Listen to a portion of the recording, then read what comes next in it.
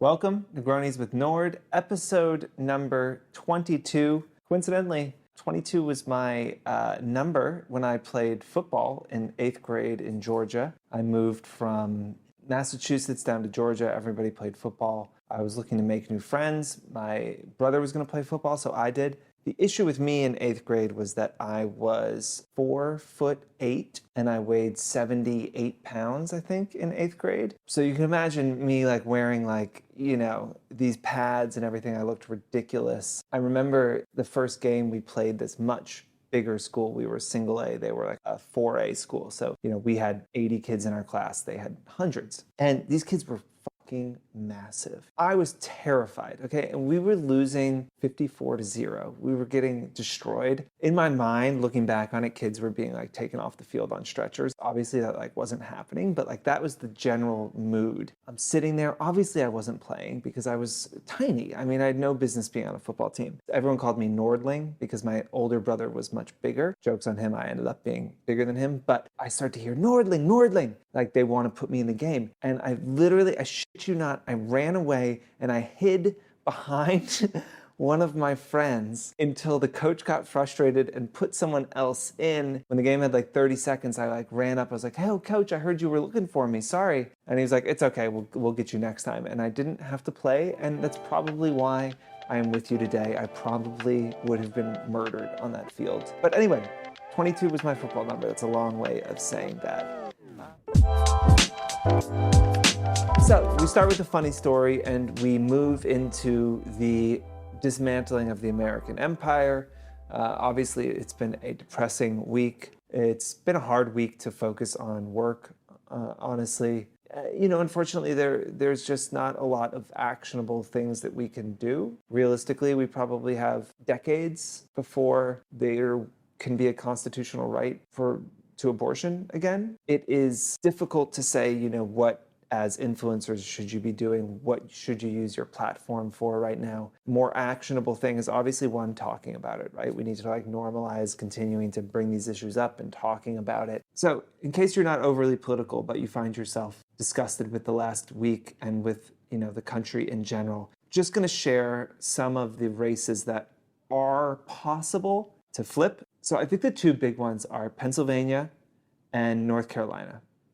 Those feel flippable if we can win those and hold all of the other seats. There's a bunch that are kind of on the precipice: Nevada, Arizona, Wisconsin, New Hampshire, which surprisingly sometimes can go a lot up in the air. But if we don't lose any seats and we gain 2 more, we can end the filibuster, we can pass a national law giving women the right to have an abortion.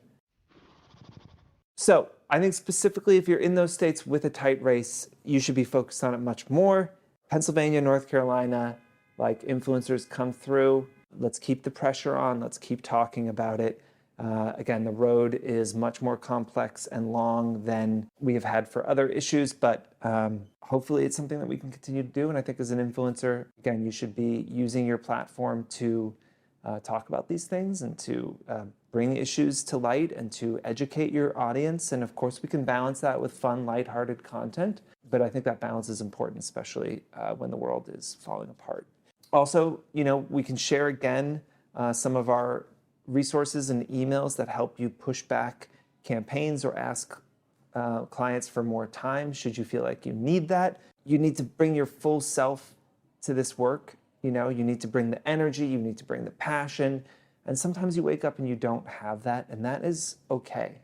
You got to be communicative with the brand. And I find that if you can email them and let them know what's going on, they're going to gladly give you time to do the best job you can and to be in the right mental space. So we can share some of those resources as well. But take care of yourselves. It's hard out there. And unfortunately, our fight is long. So it's a marathon, not a sprint. There was a question on pitching. Somebody was asking about pitching through DMs. Basically, if I can't find an email and I'm sending a message through DMs, do I need to follow the brand? In this specific question, a couple things I want to point out. One, they said, I couldn't find personal emails on their website. I want to reach out to 25 brands. Do I have to follow them before I do that? First word of advice is, it's not just the website, right? You want to look on the LinkedIn, obviously, the people who are running marketing and social or influencer should absolutely be on LinkedIn. Type in the brand name plus influencer, brand name plus marketing, brand name plus digital, and you should be able to find the person that you need.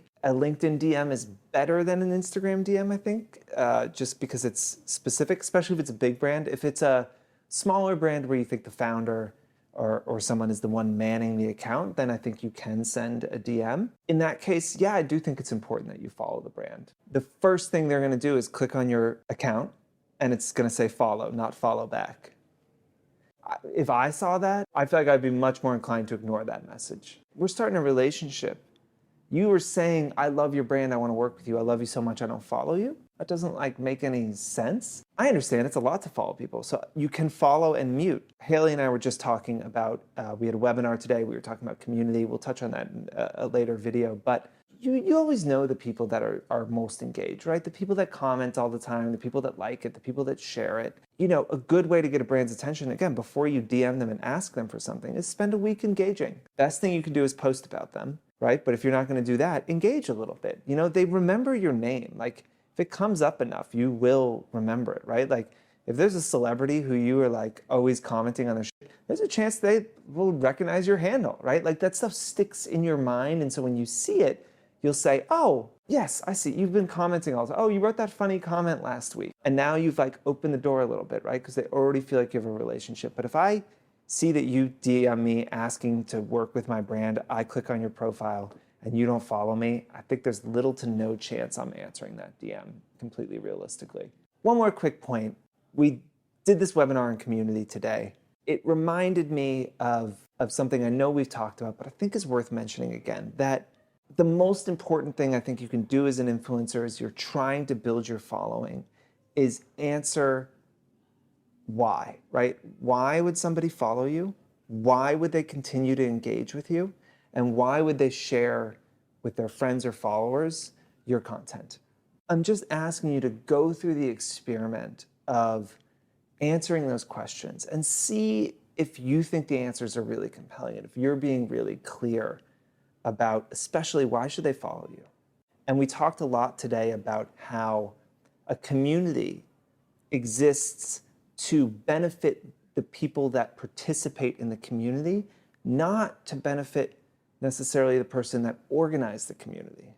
As an influencer, your audience, it exists for those audience members to derive value from the content and the experience of following you, not for you to be able to get into the Chanel show, not for you to be able to afford a beach house.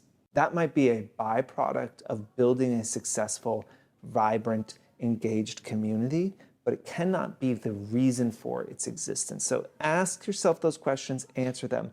Why will you follow me?